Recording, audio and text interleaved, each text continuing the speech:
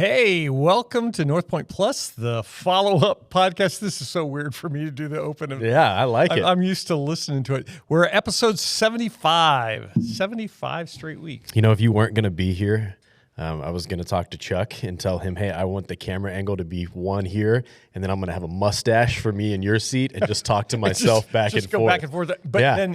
then he would have had to edit it. Yeah, that's why Chuck didn't like that idea. That was a lot of work. So that wouldn't be good. Hey, so yesterday was a big day, Super Bowl. Yeah. So what'd you think? I think that zebras on the football field is really ruining the end of a lot of great football games. All across the board. My Bengals game, yes, I'm still bitter, but I wasn't anti-Chiefs that much. But still, sure seemed like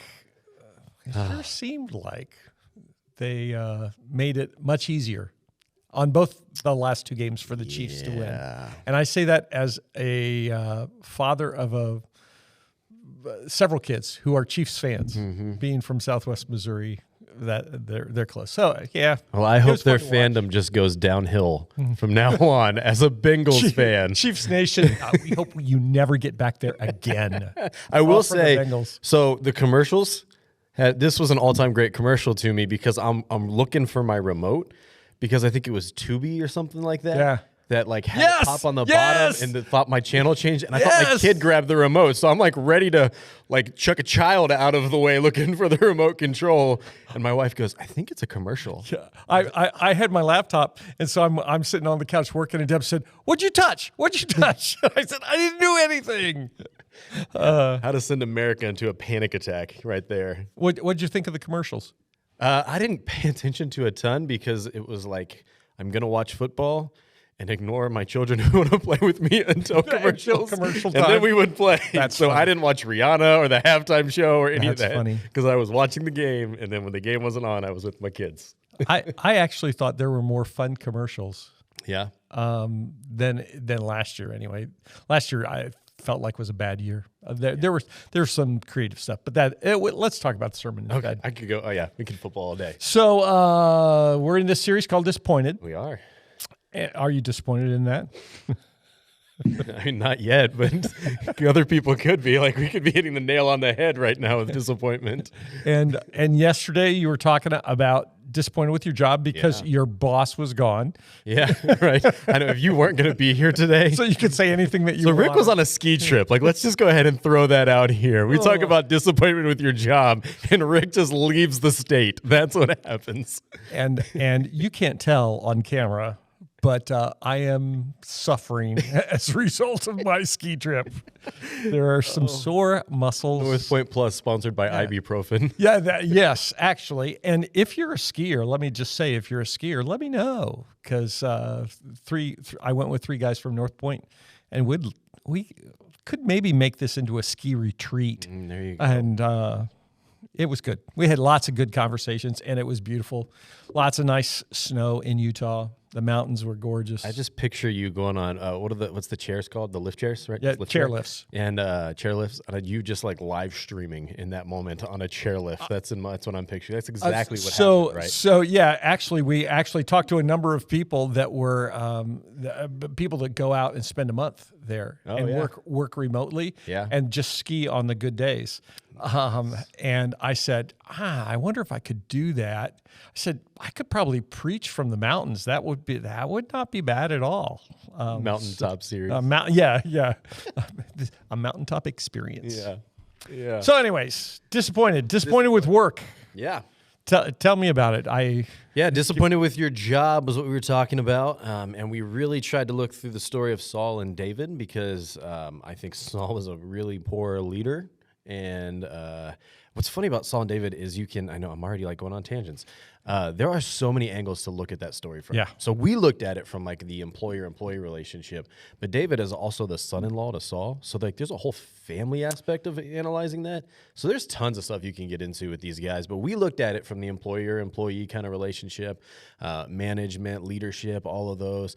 And just recognize, man, David had a literal hostile work environment. I totally forgot until I was studying this again. He had a spear chucked at his head twice. Yeah. Not just once, but like twice, and still stayed. So ultimately, I should have brought a spear to the right. Those only come to staff meetings, right? So staff spear. Yeah. So then it was really just landing on this idea of recognizing that David had the same options we have. That's to stay or that's to go. And it was a different answer at different times for David, and I feel like that's probably true for us as well. But what's not optional, it may be optional to stay, it may be optional to go, but as Christ followers, what's not optional is the manner in which we do so. It needs to reflect the love of Jesus in all of those things. And what does that look like, and why is that so difficult? And it was fun, so I think. Do you still smell like La Rosa's? Man, I have memories. I drive by that restaurant all the time. Good stuff on Boudneau Road. That Boudneau was the one that I went to in college. Yeah. I worked with a guy who I remember one of his lines was in counseling when people would say, "Oh, my job's terrible," he would always look at him and just say, "Hey, you have two choices. You either change your job or change your attitude. Mm-hmm. You don't have any other choices. Right. Change your attitude or change your job." So, yeah. So, okay. So that was it. Diving in, we've got some questions. How is Saul held accountable for his actions when it states in Scripture that God sent a harmful spirit to him? So if God sent a harmful spirit, not an evil spirit, but a harmful spirit, why is Saul responsible? Well, this kind of ties in with some other questions, too. You want me to read them all? Yeah, let's read all of them because I'm going to give the long answer. Oh, this will be good. Yeah. So here's the part 2 of that. What do you make of God both anointing David and sending a harmful spirit on Saul that looks to torment David? What do you make of God both anointing David and sending a harmful spirit on Saul that looks to torment David? Mm-hmm. That it seems like a vicious cycle. Yeah. Why would God put a harmful spirit upon Saul if he sins and tries to kill David? How can a harmful spirit even come from God? That's kind of one of the fundamental questions. Yeah. So have at it. Yeah. So this is fun, and this is, I think, where studies like good Bible interpretation. So understanding the culture, the context, and the language. I think the language is what's especially important in this passage. And also apologetics is at play here. So there's a lot of fun Bible study dive-in tools if those are kind of your jam.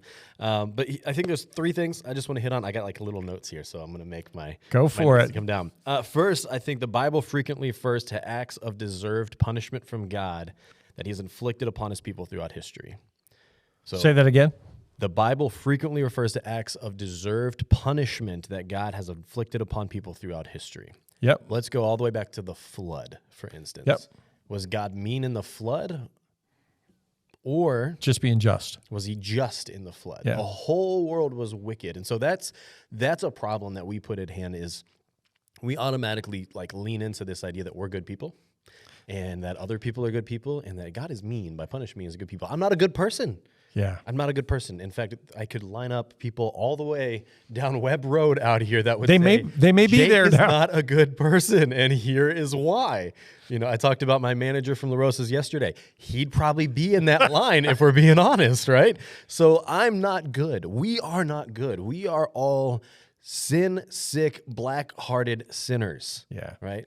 Between yesterday and today, this has got to be the most encouraging stuff that Northpointe has ever given out to people, right? But it's true, and it is encouraging in some capacity. We are sinners, and so what God has given to Saul in this moment, or allowed to Saul, and I think it's allowing more than giving, is just in here because Saul is not innocent, and the reason that Saul is placed in this position is rooted in his own disobedience. And God is not simply trying to get Saul because he prefers David here. Yeah. No, it says that Saul was disobedient. God placed him in this step of leadership. Saul proved to be a bad leader. He was disobedient several times, had a lifestyle of disobedience to God. And so it says that the Spirit of God walked away from Saul and went over to David.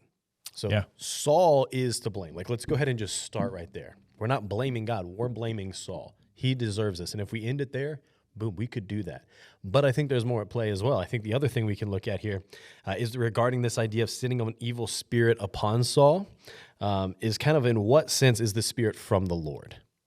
All right. So if you read different versions of the Bible, you're going to get slightly different verbiage here. Yep. And I think when we read into here, we see this idea that, and there's idioms in the Hebrew language like crazy. If you study Hebrew, there's a lot of idioms. There's a lot of figurative language that they're using. And I think if you break down into this, you're going to recognize this is not so much that God is actively doing something as much as he's allowing something to occur in this moment. Yeah. Now, they're giving credit to God in that same moment. They're giving him that because God is sovereign. God is over all authority. And so there is an aspect that God is allowing it, but to say God is actually doing this, there's just hard translations at times between the original Hebrew and what we get today. So what you're saying is there's times that it seems like God is the one who is smacking us upside the head, that he is that he's causing bad things to happen in our life. Yep. And in reality, those things are probably the product of our own choices or a broken world, just the result of sin. Absolutely. Sometimes directly attributable to us, but other times it really is maybe other people that are impacted that have caused that impact to happen. It all starts with the idea, once again, we deserve to be smacked upside the head, number one. Right. And a gracious God has provided opportunities for us to have forgiveness, for us to be redeemed, for have to all of those things. That's the whole point in Jesus, right? Right. And so we deserve that, number one. But the other part is, sometimes it's our own decisions. If I go out and steal something and I'm punished for that, that's not God's fault. Right. I'm the thief. I'm the one who made that decision at that point in time. Other times there's horrible things in the world. There's poverty, there's injustice, there's sickness, there's cancer, there's all of those things, addiction that at times can play a hand in us, but at times are just a result of a broken world that we're a part of as well. Right. I can make decisions amongst my health that could decrease my chances of having a healthy lifestyle or potentially getting sick. But there's also times where people just get sick because the world is broken. When sin entered the world with Adam and Eve, messed everything up. It's not God's intent. Everything. It was not. It was not the original plan, but it was mankind ruining that plan because God still allowed it out of love. But and I think, and we're going to get to this here in a little bit, there's also a redemption in these moments too. So like we asked that question that's on here, like why was this weird cyclical thing that God anoints David, sends this spirit to Saul, and it torments David? Like, how is that good for David? Jeopardizes David, Yeah, like and on a surface level, man, what are you doing, God, right? And that's a question we ask, like, I ask daily, right? And there's the reality is, if we read through here, we see that God, that number one, Saul's at fault here. God is allowing it, but he's also so sovereign and so powerful that he's taking what is an evil, bad, wicked situation with Saul, and he is changing the outcome to make it eventually good for David. So while it is a hardship for David, there's so much growth for the future king of Israel in this moment. Not only growth from seeing poor leadership, I don't want to be like that guy, right? Yeah. But he's also developed an incredible relationship with Jonathan because of this. He's got incredible influence over the nation of Israel before he's even become king. Like, they know and love David. And then he gets put in this cave where we see all these people that come along, 400 men, and they become his mighty men. They become his crew to help elevate the nation of Israel when he's king. So even what looks like a terrible situation all the way up into the cave, and we didn't get into this yesterday, literally right after, like things that happen after the cave, it's like all of Saul's stuff, and David hits it, and then boom, oh, look, God showed up. God was doing something all along in David's life. Yeah. And that's an incredible, incredible thing. I do think, and this is kind of just an interesting thing on some of the verbiage here. Another thing to consider is the term for evil spirit, the word spirit there. Do you know what the word spirit is, Rick? Ooh, let's see if I get him. It's the same. It's the same as in early Genesis. Hovering over the water. I know. Yeah, I'm thinking the Greek word's pneuma. No, the Hebrew is ruach. Oh yeah, ruach. Yeah, right. That good. You have to flimmy ruach. There, right? That the spirit of God in creation is the ruach is over the water. It's that same word that's used here, and that word is used in a variety of capacities. Yeah. So here's just one little theory. I'm not necessarily saying, this is absolutely it, but just an interesting theory to show, like, Once again, God's not at fault here. Right. And it's this idea that ruach could mean air. It could be the vital principle of life. It could be a rational mind when decision making. It could be the actual Holy Spirit of God. And it's even used in the Bible to mean your disposition of mind or an attitude. So in some ways, there is an interpretation that some would hold to that say, hey, when God is allowing this to come out, this ruach to come out, what he's really doing is he's just allowing Saul to wallow in his own self-pity. The air of evil. Yeah. It's like there's a presence of evil around. Yeah. Yeah. And Saul he's messed up. Like Saul has done all this. The Spirit of God has walked away due to Saul's actions and choices. Really, Saul's rejected God's way before God stepped away and went to David for the benefit of everybody, including Saul, because there's redemption if Saul would have just woken up and said, because he knew, the Bible tells us he saw the Spirit of God on David and was grieved that it wasn't on him. Right. And his reaction was anger as opposed to repentance. And it's like, man, there's enough Spirit of God that you could have had it again too, Saul. Like that's that capability. It's there, but that's not the choice that he made. And so when it says like the ruach come down there, there's a possible interpretation that really it's God just saying, hey, you want it? You got it, big boy. This is not you wallow in it. Take it. Take everything. This is your choice. You want it? You have it, man. You just soak it all in this moment and just let it crash you into the ground. That's sobering. Well, I think when we think about it, about the application of that to our own lives, it's a lot easier to blame circumstances or to blame God than to blame ourselves. Yeah.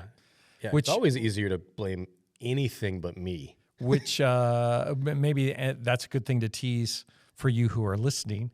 The message this coming week is disappointed with myself. Yeah. So, yeah. Are you done with the evil spirit? Yeah, stuff? that's my spirit talk. Can we talk for a little bit about what happens in the cave? Because the setting in the cave is David's got his 400 mighty men. Mm-hmm. They're hidden away in the cave. Saul's pursuing them, ready to wipe out David. Saul is actively trying to kill David. Yeah. They hide in the back of the cave. This is the part we didn't get into. Yeah. Saul comes in nice language to take care of some physical needs that he has in terms of bodily functions. Mm-hmm. And he's using the bathroom. He's taking care of business. And David is positioned in such a way in the cave that he's able to cut away a part of Saul's robe. Mm-hmm. And so Saul is in such a vulnerable position and has no idea that they're hiding in the cave. Yeah, he has no idea that David could solve his problem right now. All David would have had to do is probably just pull his sword. Yeah. And Saul's dead. Yeah. But David doesn't. Instead, he uses a little knife, cuts a piece of fabric from Saul's robe. Saul is done with his business, goes ahead and leaves.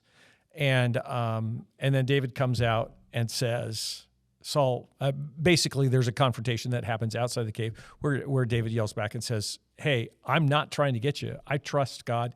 God, I'm not going to lay my hands on the king that God has anointed. Right. I'm not going to take matters into my own hand. Anything you want to say about that before I ask my question? Yeah, there's a ton that's so far in there. I love David's ability to recognize that there's poor leadership and to not usurp it. Yeah. Like actively try to knock it down and be detrimental to Saul because he trusts that God is in control. So he's still trying to do the right thing along the way. Yeah, that was the question. Yeah. Because I think that has lots of application for us in whatever your role at work is. There's always somebody in charge. Yeah. And David's mighty men basically wanted David to take Saul's life. Yeah. They were rallying to say, go ahead and kill him and kill the king. And David is anointed to be the next king. Yeah, he's already has that. So David, it's right here. Like God has put it in your hands. He's anointed you. He's put Saul right here. Saul's wrong the whole time. Like this is obviously what God wants, David. You've got the people. Man. The people are on your side. Go ahead and do it. And David says, no, I'm not going to take stuff in my own hands. Yeah. So is there application of that for, this is not here, but I can, I was going to use an IBM illustration because for a long time we lived in IBM world when we were out east. There's always power plays, always people saying, I'm gunning for that position. How active do you pursue a position? How actively do you contribute to the destruction of who your boss is? Yeah. How much do you leave that in God's hands? Mm-hmm. Yeah, and it's so hard to say. Every situation is slightly different, right? So it's hard to speak into all of those, but I think the reality is you can only control you. And so there are going to be things outside of your purview, outside of your realm all the time. And so you need to be able to recognize what is it in my life? What are the things that I'm doing that need to be done right? It always starts here. It always starts with me. And the reality is if I'm spending more time trying to usurp Kevin from La Rosa's because I want to be the next manager at La Rosa's, and so I'm walking around all my coworkers and going, man, look at Kevin, he's messing stuff up again. I'm telling the other managers he's doing all this other stuff. Man, I need to do my job first. Right. Like I need to focus on my task at hand because this is the thing that God has given me. I think it goes partly back to the parable of the talents. Hey, what are you doing with what I'm giving you here? Well, God, I was afraid. I know. Yeah. You're a hard master, so I hid it. I didn't use it. I didn't whatever. No, I'm gonna make sure I'm doing with what God has given me first. So it's going to start with me. And then I think David's just a beautiful example of saying, hey, the things that are outside of your realm, let God deal with those in the right time.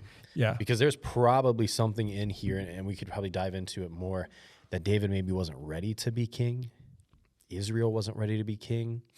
Israel wasn't ready for David. King. Yeah. The 400 following, what did that moment tell them that was so helpful in the future that they saw how David handled this situation, and then when they had similar situations that David's not around, they knew how to deal with it there too. So it's not always about you. It might be about the people that you are eventually going to lead or may have other positions of influence or stuff, and you want to be the character of God in that moment that's going to have an extension far beyond yourself or your career, what you're trying to accomplish as well. Yeah, I think there are probably two pieces in there. One is the sovereignty of God, recognizing that God is sovereign. And if he wants me in this position, I don't need to force it. Right. Because God is going to direct stuff. If God wants me in a different place, I don't need to force that. Right. God's going to do that. That doesn't mean that we don't take initiative, don't do all that stuff. But in terms of,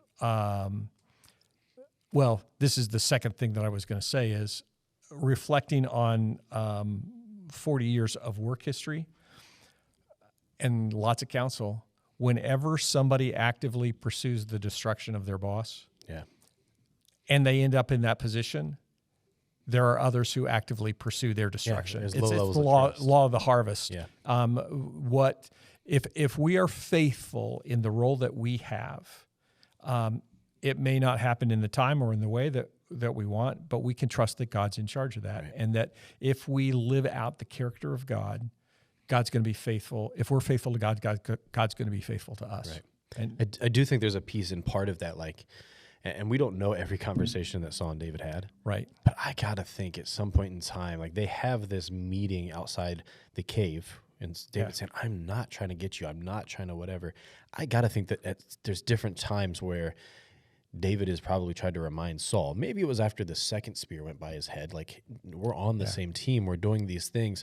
So even when I give criticism, even when I bring this, Saul, when I talk about strategy with you, whatever it may be, I mean, he was over the military, all those things. I'm not trying to get you to lose the war, Saul. I'm here to help you. I'm here for your benefit. So I do think there's benefit in constructive and honest and respectful criticism that can be levied up. And put it to bed. I said yesterday that idea of, hey, if you spend more time in your office talking about the issues of the office and the issues of your boss with everybody but your boss, that's a problem. So go have those conversations. You may not get the answer that you like.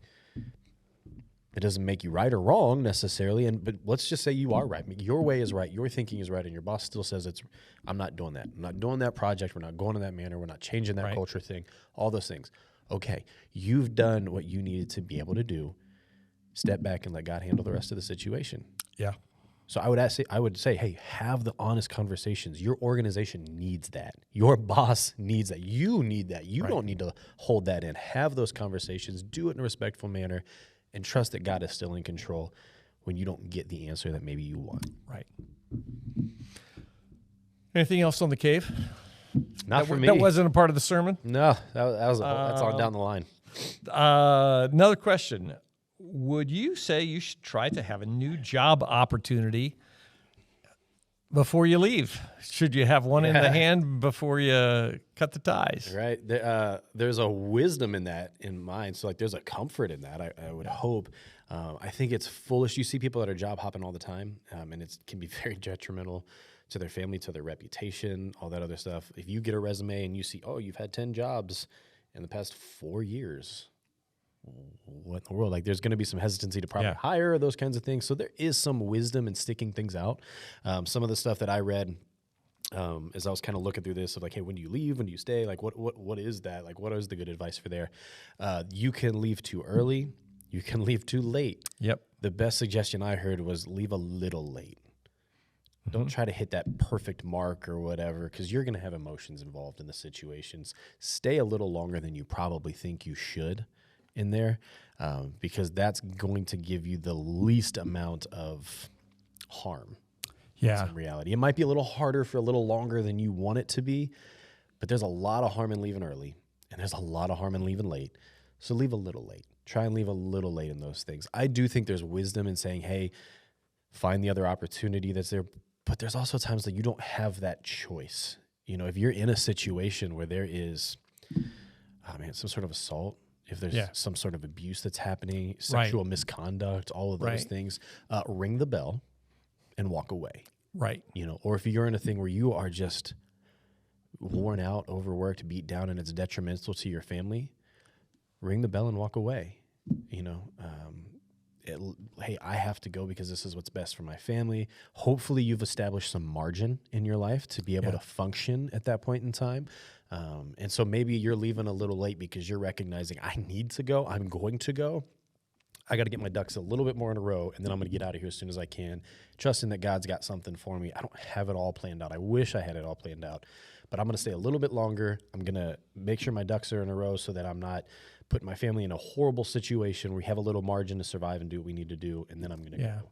If it's not one of those situations and you just don't like your job, I think there's a lot more wisdom in being able to say, I don't love this. I'm going to find something else. I'm going to continue to work hard, as for the Lord, not for men, hardly working until I find that next opportunity. Because there's a difference between I don't like my job versus no, this is really bad for me. I'm getting spears thrown in my head left and right. Yeah.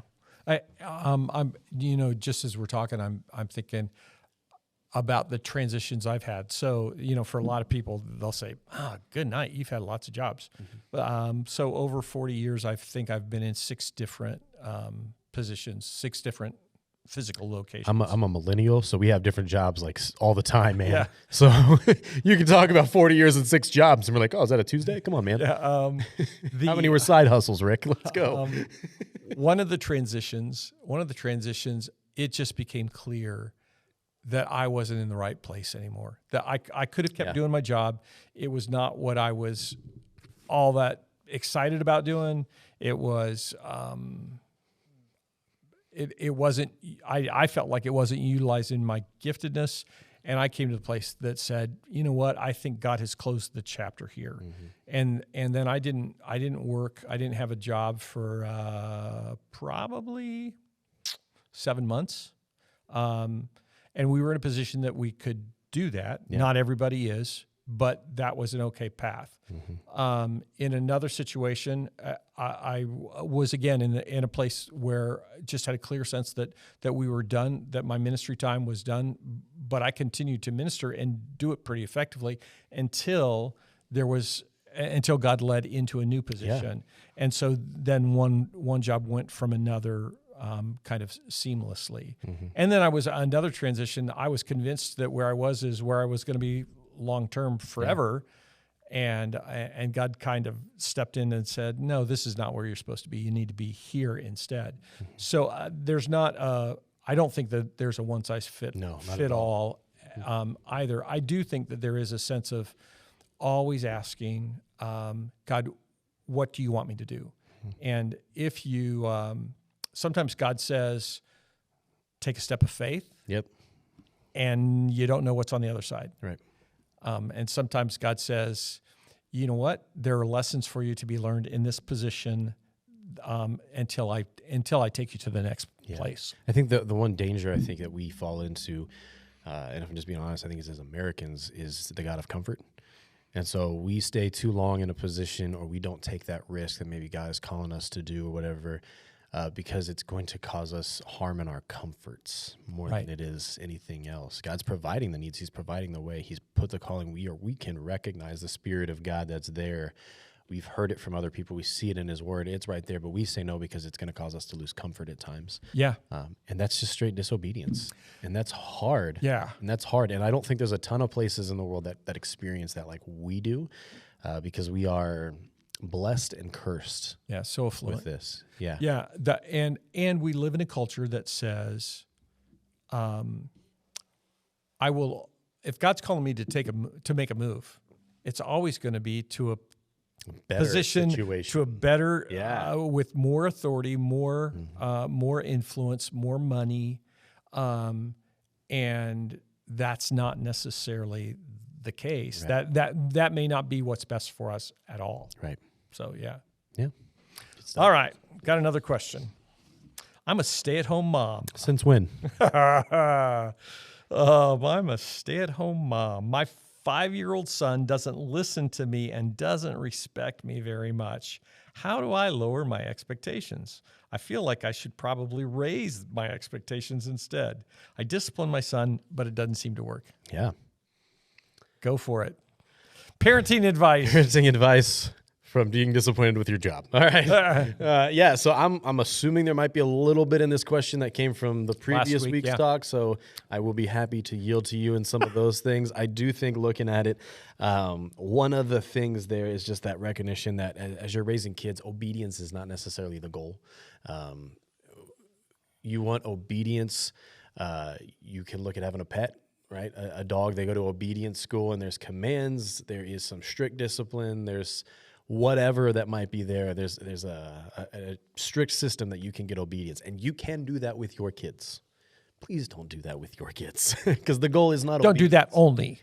Don't only do that with your kids. The end goal is not obedience. I'm not saying your kid should never be obedient or ignore that, but if what you want the most out of your kids is just to have obedient kids that listen to what you say, you're missing it, because that's not what God gave you your kids for, to transform them into obedient creatures.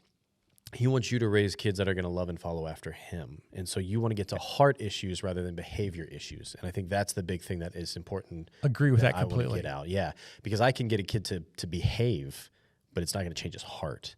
Right. But if I do the hard work, and it is hard work, and it is longer, and it is more exhausting to get to the heart, the behaviors will come behind. And we see that, I think, in the examples of Scripture all the time. Of Jesus comes in, He transforms us from the inside out. It's not behave to get to Jesus. It's get to Jesus will transform your heart. And then the reality is you're going to become more like Him. And it's that same similar concept that we want with kiddos, I think.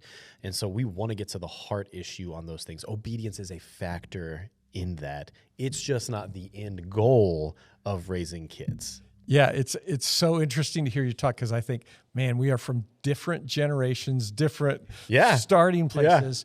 Because I remember saying to my kids when they were young, I have to help you learn to obey, because if you don't learn to obey me, you'll never learn to obey God. Sure, yeah. And the touchy-feely, I say touchy-feely, and that sounds pejorative, and that's not what I mean at all. But our goal is to shape their hearts. Yes. Yeah. That's the critical thing. But there is an aspect that we have to train in our children to be obedient, because, frankly, in a job, there's times that the boss says, This is what you need to do. And you think, I don't want to do that. Mm-hmm. And if you don't do it, the boss has every right in the world to fire you because he's said this is what you need to do, and you choose to ignore that. So there is an aspect of the importance of teaching obedience for obedience sake, but the killer thing, the heart of it is, how do you teach an obedient heart? Right. How do you get to the heart? How do you And that's why, if I go back to the message the week before, and we talked about this on the podcast some last week, that as a parent, the deal of expectations is a different kind of thing. Mm-hmm. Because you do want to expect your kids to live up to a certain standard, but your job is to train them to do that. Correct. That your expectation can't be tied into how that reflects on you. Right. Your expectation is that you want your child to grow to know God, to love Him, to act in a way that's wise, and that's a training process. That's not an live up to these expectations kind of thing. It's a continual process. You teach your kids, then you trust them to implement that, or you teach them, then you train them, you talk about it, you do the discipline, you do all that stuff, and then you trust them to do it, and you still have the feedback that comes in that. Yeah, I do think there's something with expectations, though, and here's the struggle I have. I have a very talkative, social 4-year-old that at times her social skills are beyond a 4-year-old. Like they just are, the way she talks to people, the way she interacts with questions. It's fun to almost watch other little kids look at her like, Who are you? What are you doing? Like, I don't know how to interact with you at times. And adults love it and are cracking up with her, and she can carry on a whole conversation and like all this stuff. And it's fun. It's fantastic. It's exhausting. It's all of those good things. But I'm learning the lesson as a parent that I also have to recognize I got to have realistic expectations for my 4-year-old because she's 4. Right. She's not 8. She's not 16. She's not 5. There are things that she is not physically, mentally, emotionally, spiritually, whatever you want to put on it, capable of yet, because she's not developed into that. And it's my job to stand beside her and to guide her and to help her as she grows through all of those things.